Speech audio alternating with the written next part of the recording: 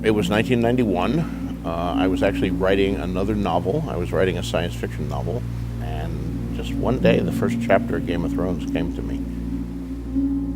The scene where they find the direwolf pups in the summer snows. That was the first scene that you wrote? That was the first scene that I wrote, yeah.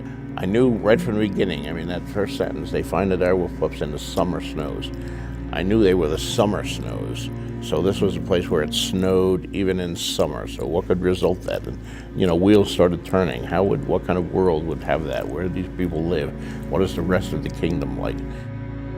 That scene came to me, and I wrote it in like 3 days. It just poured out of me.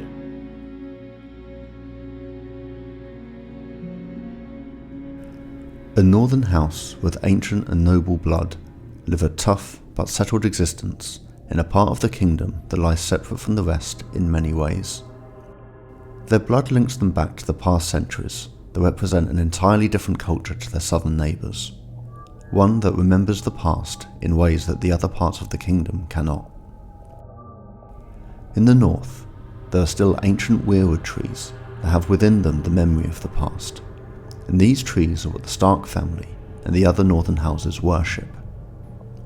Their culture is one of honour and of a respect for the past, and deep within them is a fear and an anticipation of a winter that is always coming. In this first chapter, we see this described as the older way. Eddard Stark shows the older way in action, the harsh judgment and prosecution handed out to a man who has forsaken his vows and who must now answer for it. He takes his family with him when he is called to dispense justice, showing them the responsibility that comes through being a Stark of Winterfell. This recalls a time long forgotten in the rest of the realm. The invasions of not just the First Men, but of the Andals and then finally the Valyrians have moved the kingdom way past the culture of the native children of the forest. The north, by comparison, is still a largely primitive domain, with a different populace, a different religion and a different climate. And there is a memory of the past, where things used to be simpler and harsher, and where judgment from the gods was always looming, and was a very, very real thing. To the Starks of Winterfell, and especially to Eddard Stark, it still is.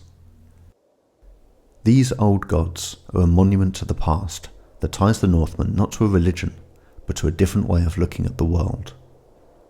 They do not just pray to an all-loving, all-forgiving deity in the hope that their souls will be saved, but as a debt and a duty to those that have gone before them.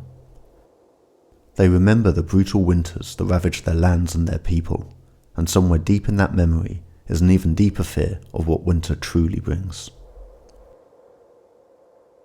What Eddard Stark and his young family then go on to find in this first chapter of A Game of Thrones will come to signify how their existence is about to become altogether more complex, and we will see this ancient way of life get drastically more compromised.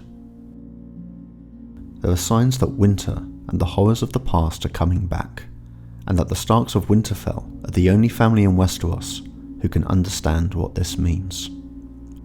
Because within these pages, we learn that the North remembers, and the words of House Stark foretell that for every summer there is a winter that is due.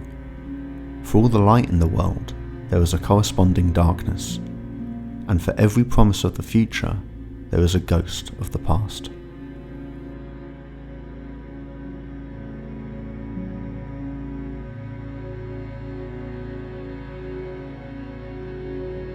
This scene is seen through the eyes of Bran, a 7-year-old child who has joined his father and elder male siblings to experience his first taste of winter. His elder brother Robb comes across the dead corpses of a stag and a huge direwolf in the snow. The other Stark men are not slow to interpret the dark omens in front of them. Direwolves being seen south of the wall for the first time in centuries is a powerful reminder that relics from the past still remain, and may now be coming back for them. The fact that the direwolf has met its end via a confrontation with the huge stag, the sigil of House Baratheon, the current ruling power in Westeros, seems to be understood as a warning by the men there, and a very on-the-nose foreshadowing of what happens when the North involves itself with the politics of the South. It is the memories of the past coming into conflict with the present, but it goes deeper than that. It is foretelling of what the coming of winter will mean for the realm in general, and it was a message sent to the Starks, specifically because they are the ones who will remember. Bran is a child of summer. He is the present, unburdened by what has come before, and is all innocence and wonder. But despite being only 7 years of age, his father knows that he must begin to install in him, even from this early age, a sense of what the Stark name stands for, and the winter that is always coming. This is the first time he has taken Bran with him to dispense justice, knowing that it will be a brutal beheading that his second eldest son will be experiencing.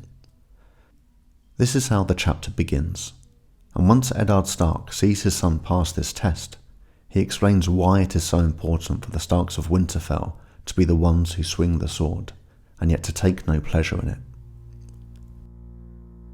Our way is the older way. The blood of the first men still flows in the veins of the Starks, and we hold to the belief that the man who passes the sentence should swing the sword. If you would take a man's life, you owe it to him to look into his eyes and hear his final words. And if you cannot bear to do that, then perhaps the man does not deserve to die. Eddard Stark personifies the older way, the way of the ancient first men. The sentencing of the man is cold and brutal, and the responsibility that the passing of this sentence has on the Starks is one that carries a deep sense of honour. In dispensing justice, you take responsibility for that life and for its end, and you carry the memory of that life with you. This calls back to the time when the first men, who having invaded Westeros and been at war with the native children of the forest for decades, eventually came to peace by signing a pact at the Isle of Faces, where the eyes of the weirwood trees could witness it and preserve it in memory. The Stark culture is in fact really one of two cultures, those of the first men and the children of the forest, coming together.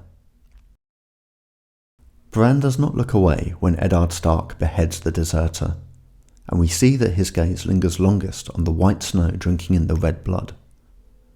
They are of course the colours of the weirwood trees, which in the north are protected by that ancient pact between the first men and the children. These trees are what the Northmen worship, because contained within them are the memories of their ancestors and the culture they have passed down.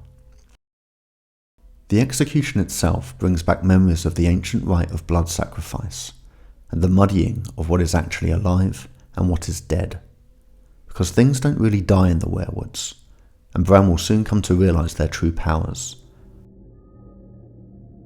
These are powers that consume Bran after the tragic events of this first novel take away his human strength and capabilities, but awaken a telekinetic awareness that had previously lain dormant inside him. He will personify the mixture of first men and children of the forest cultures that all Starks have within them, and will be able to access the secrets of the weirwoods. In this chapter, we get a hint of what these secrets might be.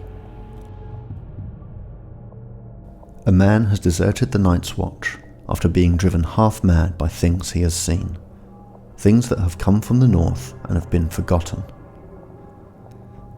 A boy watches as his father takes the responsibility for this crime with a swift and ruthless justice, just as his forebears would have done in times past, an act undertaken as a duty and with a deep respect for the past. The father is proud that his boy refuses to turn a blind eye to harsh truths, and then helps explain the reasoning behind them, and in so doing tries to ensure that this older way is preserved in another generation. And then direwolves are found in the woods.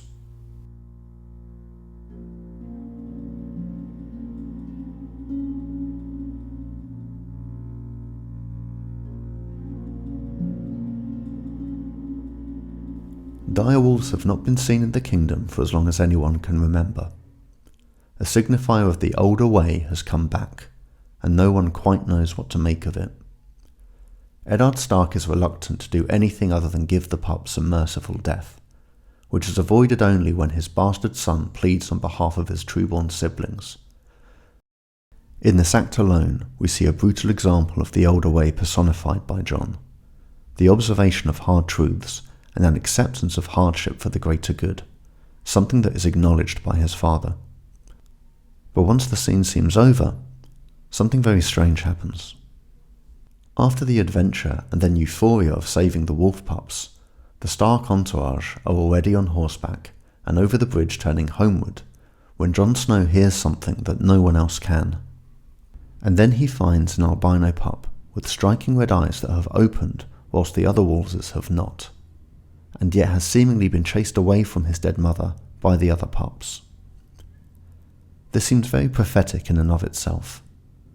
This white albino pup that has been outcasted by his siblings is a mirror to Jon's own diminished status as a bastard, and its blood-red eyes being fully opened before the others will foreshadow Jon's eventual character arc, coming to understand the threat of the North whilst his other siblings are suffering in the South. But it is also perhaps a hint at Jon's secret lineage. Jon was essentially chased away from his dead mother, a direwolf, even though he doesn't know it yet. That this direwolf was killed by an antler in the neck recalls the events of Robert's rebellion and the fate of both of his parents, given that Rhaegar Targaryen died at the hands of Robert Baratheon.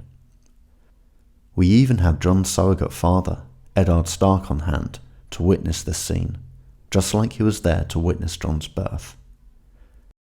The event of Lyanna Stark's secret pregnancy, her death, and then the cover story of Jon being his bastard son is probably the most traumatic event of Eddard's life. It has cast a shadow over his family ever since. And this is a clue as to what the weirwoods represent. They know what Jon is. The ghosts of the past are back in this chapter, and no matter how the others may try to ignore them, or even kill them off, they will remain. So these weirwoods, these ghosts, are talking to Jon, talking so loud that he cannot ignore them, but yet so softly that no one else can hear. But what was it that Jon heard?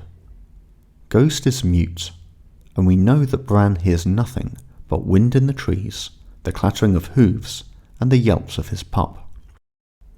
But something was calling out to Jon, and Jon alone, and it came to him from the trees, as a whisper in the wind. In the world of Ice and Fire, we learn about what has come to be called the True Tongue. This was the ancient language of the children of the forest, described as originating from the everyday sounds of stones in a brook, or wind through the leaves, or the rain upon the water. Humans cannot seem to understand it, although we do get a passage that tells of Brandon the Builder, in seeking the help of the children when building the wall, being able to study the speech of the children and to eventually comprehend it. During one of Bran's chapters in A Dance with Dragons, the fifth and most recent book in the series, we get told of Eddard hearing Bran's voice through the trees in the Godswood. Here, Bran is learning to use his Greenseer powers for the first time, and so he is taken back to the familiar environment of Winterfell, and this is the word he whispers. He is then told that though his father heard something, these whispers in the trees cannot communicate through words, and moreover, they cannot change or affect events from the past. And yet, there is this passage from a Theon chapter later on in the novel. Whilst in the Godswood and during near silence, Theon hears something. What this is described as is a rustle of leaves and a whisper of his name. And perhaps more importantly, what follows is a reconnecting of Theon with his true identity, which has been lost for so long in the novel. What Jon hears in this very first chapter alerts him to Ghost and to a part of himself that he is yet to discover. It is communication from the trees, but not through words. These sounds, the music of the land, are sounds that the direwolves can understand, but that humans cannot. Within it is the ancient language indigenous to Westeros. And then we get this passage from A Storm of Swords, the third novel in the series, where before Robb gets murdered, we see his direwolf sense that something is not right. Rob had to squat and speak softly to the wolf before he could consent to pass beneath the portcullis. By then, Lame Lothar and Walder Rivers had come up. It's the sound of the water he fears. These sounds, the music of the land, is something that the direwolves understand. Within it is the ancient language indigenous to Westeros, a way for the children, the trees, and the creatures of the land to be known to each other. Could it have been this that alerted Jon to Ghost's presence? Can Jon hear things that his siblings cannot? Either way, this direwolf was a message, or a messenger, sent for him and for no one else, for the supposed Stark bastard who sees the things that others miss. Jon is the first to name his wolf pup, and he names him Ghost.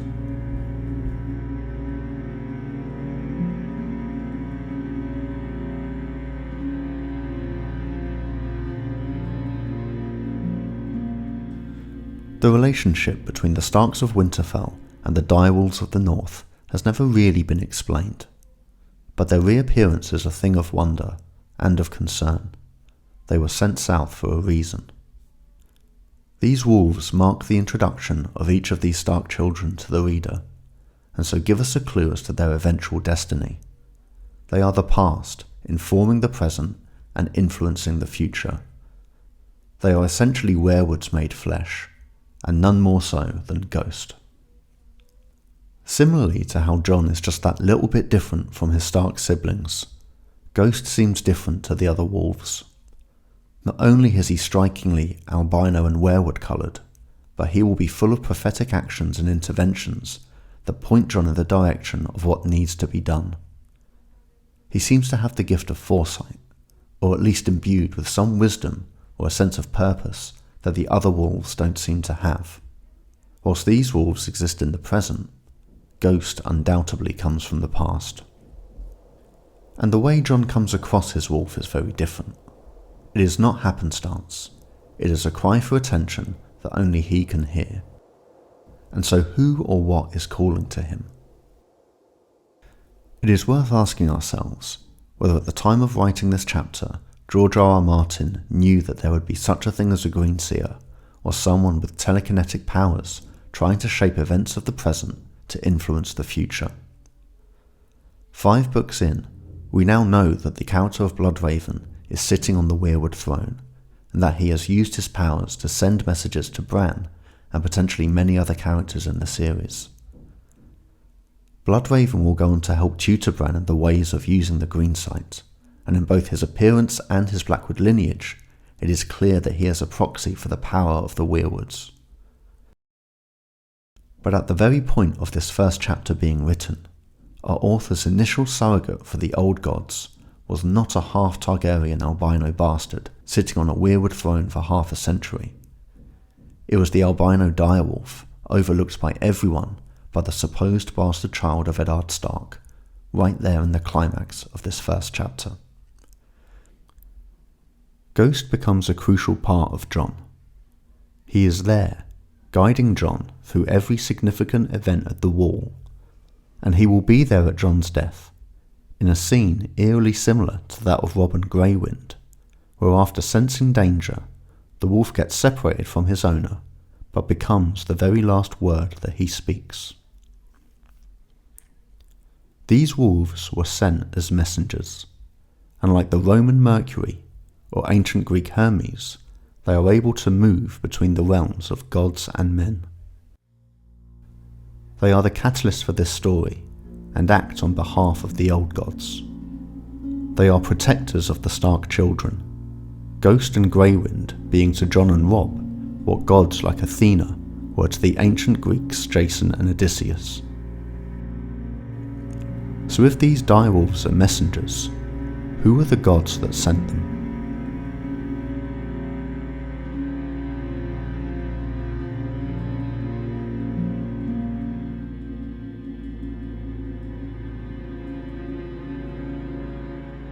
Weirwoods were used by the indigenous children of the forest in all kinds of ways. It was a way of living and worshipping based in the soil, the wind, and the rivers of the land.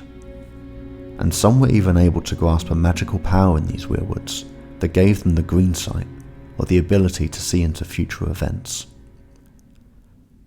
The most powerful green seer would then sit on the weirwood throne and be able to influence events through the faces carved into these trees throughout Westeros, acting on the visions of the future that had been sent their way. When the first men invaded Westeros and started to chop down these weirwood trees, they were striking at the heart of the power of the children. The warring between these two people was resolved only by a pact, whereby the weirwoods in the north specifically were preserved. This pact was almost certainly sealed with the marriage between the two peoples, and so an interbreeding between these two very different races has resulted in the Starks, the Reeds, the Blackwoods, and who knows which other houses now having the potential to harness this ancient power. And following this pact, the Starks, as well as the other northern houses descending from the first men, took to worshipping the old gods, and have ever since co-opted the older way that roots them into the culture of the past. This calls back to the many themes that occur repeatedly in George R.R. Martin's work. The Weirwood network is a kind of hive mind that remembers and protects the past through influencing the future, normally through some kind of telekinesis. The two main characters in his 1974 novella, A Song for Lyre, Rob and Lyanna, are skilled telepaths who are flown into the world of Shkia, where they encounter the Shkeen race that are remarkably like the children of the forest. Human-like up to a point, but who as a race have not evolved in thousands of years. The entire culture of the Shkeen race is based around worshipping a jelly-like parasitic mass called the Grishka, and the story is about how humans, who will come to include Lyre later in the story, get seduced into giving themselves over to its power. It exists as a kind of afterlife, where an individual consciousness combines with all other consciousnesses. Anyone who gives themselves over will live forever in the Grishka. In an even more explicit forerunner to the Children of the Forest and the Weirwoods, and 7 Times Never Kill Man has a feral race of hybrid humans, like the Shkeen and very much like the children, called the Janshi, who are shown to worship pyramids on a planet named Korlos. Despite supposedly being pacifists, a group of exiled Janshi, who have had their pyramids destroyed by a clan of humans called the Steel Angels, decide to enter into conflict with the humans. The story ends with the Steel Angels seeing visions of their own gods in the pyramids, visions that persuade them to give themselves up to its power. Shockingly, this results in them sacrificing all of their children to this new religious iconography in the process. The Janshi, like the Children of the Forest, are not exactly the benevolent and oppressed pacifists that these stories originally paint them as. We see that the Janshi were sending these human Steel Angels false visions, effectively manipulating them into sacrificing themselves. And without the benefit of human strength and technological advancement, they rely on non-confrontational, underhand tactics to manipulate events their way. When Lyanna chooses to give herself up to the Grishka consciousness in A Song for Lyre, this will parallel Bran's journey beyond the wall in later books. He will be seduced by the power to see into the past, to slip into different skins, and even to be able to fly. Bran, having lost his ability to fight in the human way, will now be able to manipulate others through visions and suggestion, through the trees and the power of the older way. Much of George R.R. Martin's fiction prior to A Song of Ice and Fire can essentially be boiled down to this theme. An aggressive human conquest has been brought to a stop by an inhuman, soul-sucking consciousness. And so the North is a place where magic lives, and is used as a manipulating force. The direwolves that have been sent to the Stark children are in many ways similar to the false visions that appear in the pyramids in And 7 Times Never Kill Man. They are magic tricks, used to manipulate the humans away from their aggressive, expansionist ways. All this points to what lies in store for us in A Song of Ice and Fire. The past has come back to haunt us, and it does this through a hive mind consciousness that wields its power through visions and suggestion, and now has one of our main characters in line to use it to its full potential. The older way, a way long forgotten in the south and only a relic to a time past in the north, is back. And with it comes winter.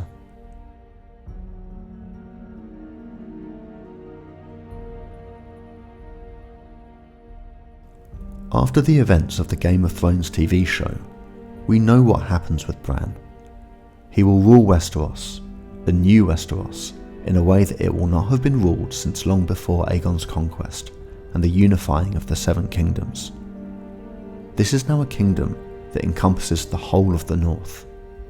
The wall is down, the others will be at peace, and the realm looks very, very different.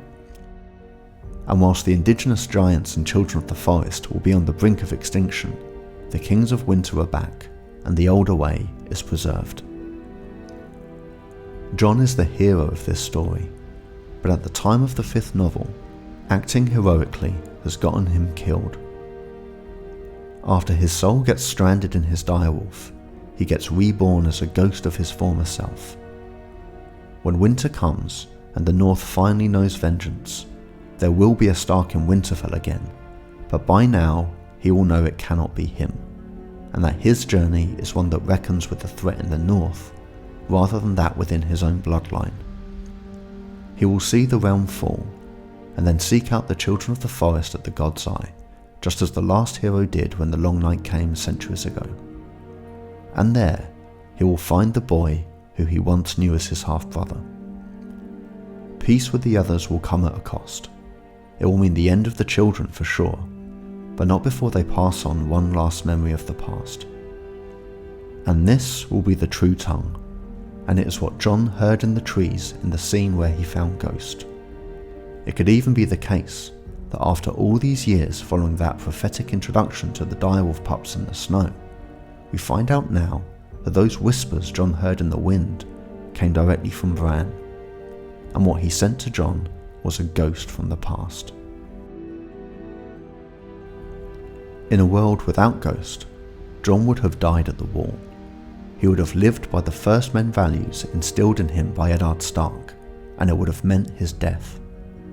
Ghost is the reason he still lives, with help from an Eastern prophecy that is its own version of the last hero, and its own messenger. That this weirwood-coloured wolf is overtly friendly to Melisandre of Ashai is shown because it knows Jon's future path, and has been sent to help protect it. It is the past informing the present and influencing the future. Because this is the true power of the North, the magic of visions and messengers. This is what we saw in that first scene that came to George R.R. Martin before he started writing. The direwolves are messengers that move between the worlds of gods and men, and we will see how two boys raised as Starks of Winterfell will become the most powerful characters of these two worlds, and eventually work together to bring balance to the realm. The realm will suffer, and the children of the forest will die, but the Starks of Winterfell will still be here. The memory of all that has come before is safe for now, until the next long night.